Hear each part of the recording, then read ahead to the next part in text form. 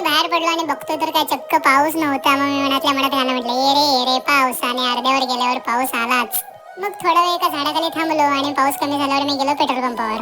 मग पेट्रोल टाकलं आणि जाता जाता आमचा एक स्टॉप असतो तो सतीमाता मंदिराजवळ. तिथं थोडा वेळ थांबलो आणि मग गेलो कॉलेजवर. कॉलेजला पोहोचलो, तिथलं लेक्चर अटेंड केली.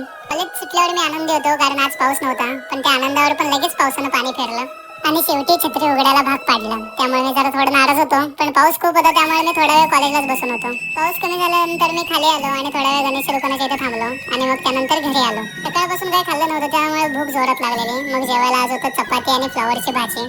आणि खरं सांगायचं तर मी फ्लॉवर खूप दिवसांनी खात होतो, पण भाजी एक नंबर झालेली, विशेष नाही. दुपारी गणेश घरी आला होता कारण फॅनचा कॅपॅसिटर बदलायचा होता.